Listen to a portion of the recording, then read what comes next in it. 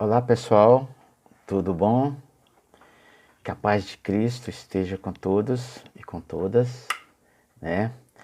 Vamos dar continuidade a essa nossa reflexão em torno do agir cristão.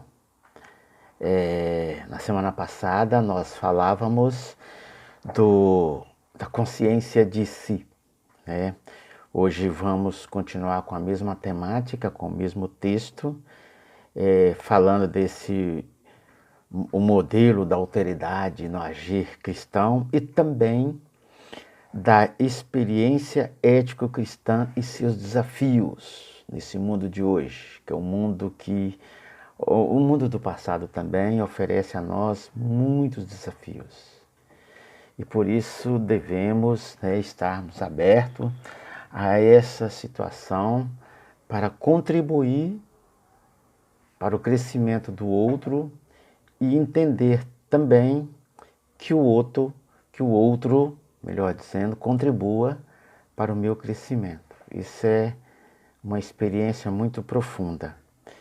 E desta forma, nós vamos então, depois de termos falado da consciência de si, vamos agora falar da estrutura moral da comunidade. Como que essa estrutura se dá, como que nós vamos entender esse comportamento moral dessa comunidade humana, que é o nosso ambiente, né? Então, como diz o texto, a mais estrita e incomunicável unidade do homem implica, paradoxalmente, uma abertura para os outros seres.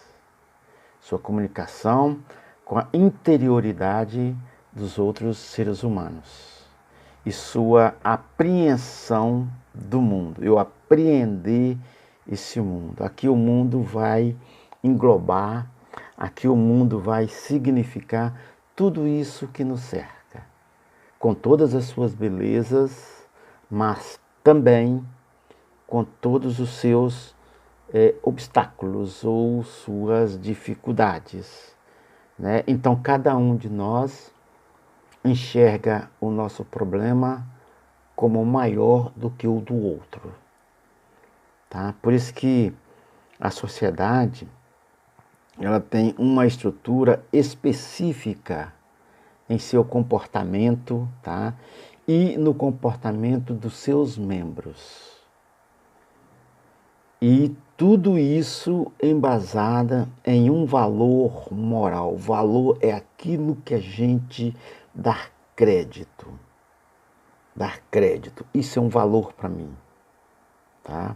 Agora, como o plano mais profundo de ser social, tá? Do homem, do ser humano, tá? Que em última instância torna-se a existência dessa mesma sociedade. Então, essa sociedade só existe em função da nossa participação. Se queremos ter uma sociedade católica ativa, devemos ser ativos.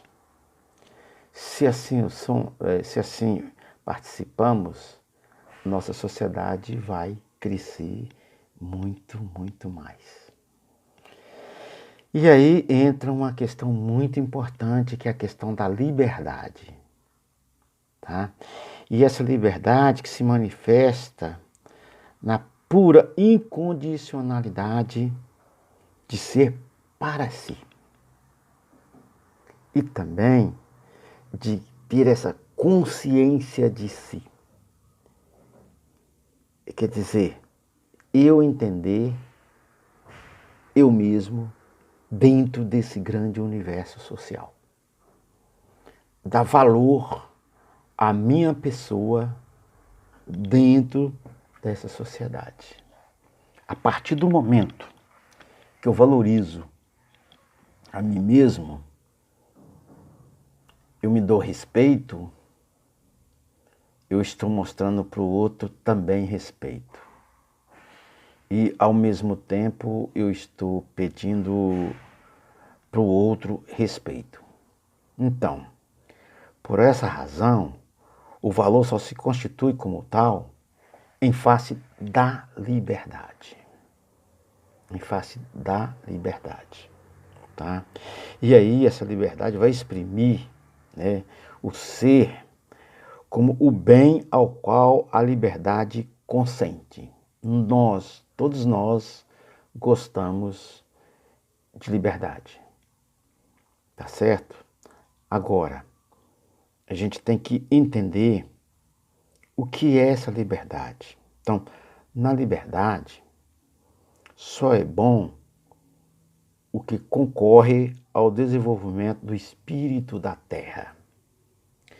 Porque quando eu começo a ter a consciência da comunidade humana, eu envolvo todas as coisas dentro dessa comunidade humana, inclusive a própria estrutura do planeta, da ecologia, da vida, tá certo?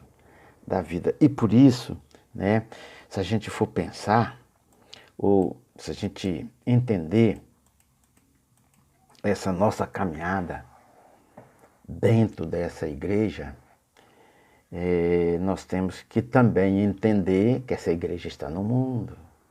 Ela não é sozinha. Nós não estamos numa ilha.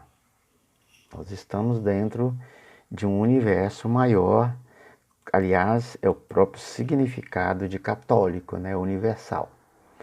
Então, na esfera dessa moralidade da qual estamos falando já 2 semanas, o ser humano se define rigorosamente como pessoa. Agora, pessoa que, sendo um valor em si mesma, tá?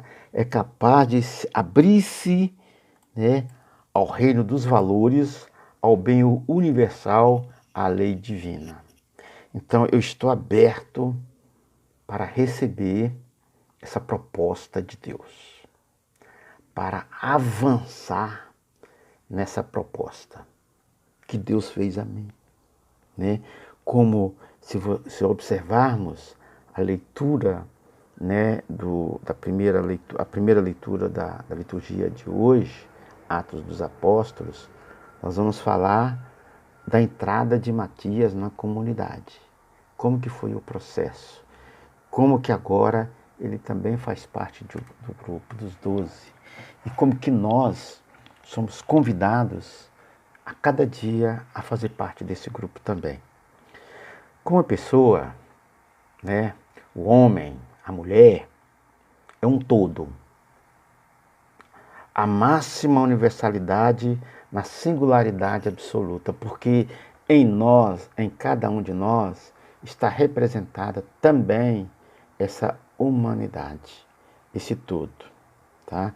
Por isso, né, que é, portanto, a dimensão moral que o ser humano recebe seu fundamento último.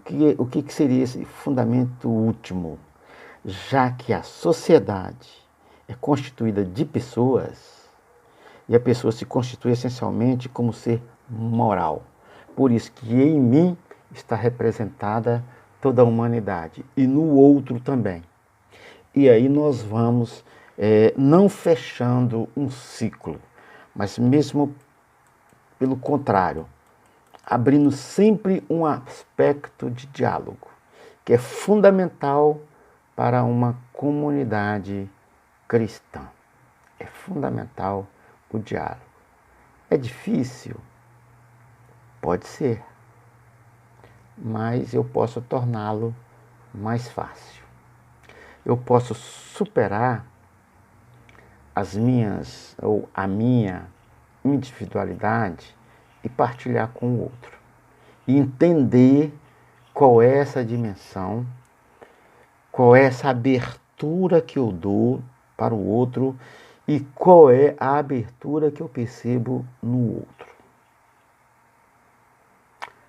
Por isso que aqui, agora nós vamos refletir um pouco sobre a gênese da consciência e da lei moral. A origem da consciência e da lei moral.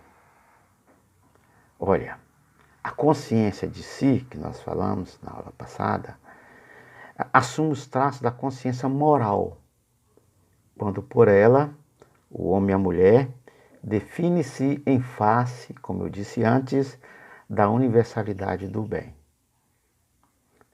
Então, a consciência moral é o ato que relaciona a liberdade com o bem, oferecendo-se como uma alternativa de adesão ou recusa. O que é isso? Eu posso aceitar ou eu posso recusar uma proposta. Aqui eu abro um parênteses. Quando o anjo chega para Maria e disse para ela que ela vai ser a mãe de Jesus, do Senhor. Dentro da liberdade, ela poderia aderir, como aderiu, ou não.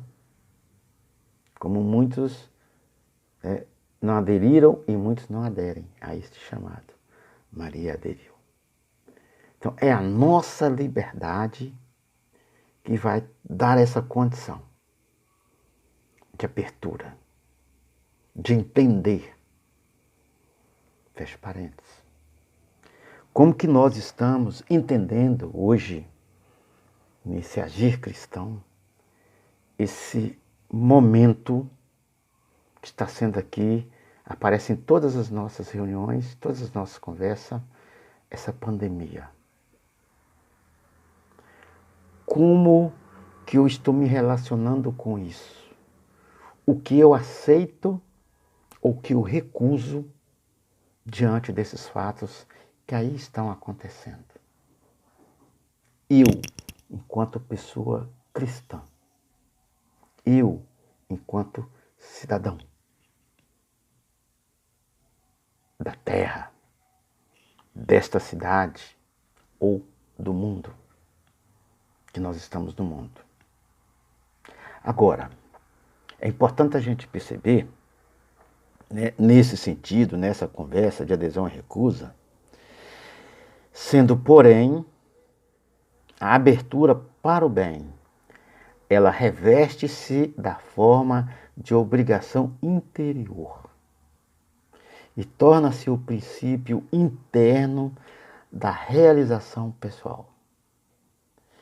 Podemos, pois, estabelecer a gênese, né, a origem desse diálogo, dessa conversa da consciência moral como ato que vincula a liberdade ao bem.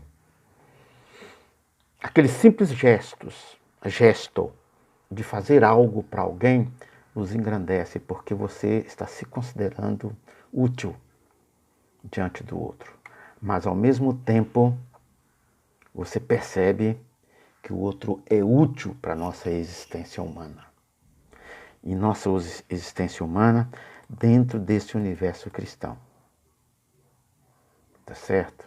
Então, a consciência de si afirma-se como liberdade em face do bem. Ela é consciência moral, tornando-se o meio autêntico de expressão e instrumento da autocriação da liberdade. Eu me sentindo livre para fazer, para agir. Então, por ela, né, por essa consciência, a liberdade passa da indeterminação inicial à riqueza interior. Do consentimento ao bem cujo termo é Deus. É Deus. E é Deus que se estabelece e que se coloca entre nós todos os dias, todos os momentos. As nossas preocupações são legítimas, mas nós temos que entender que poderemos superar ou conviver com essas preocupações com a ajuda de Deus e, na medida do possível, solucioná-las.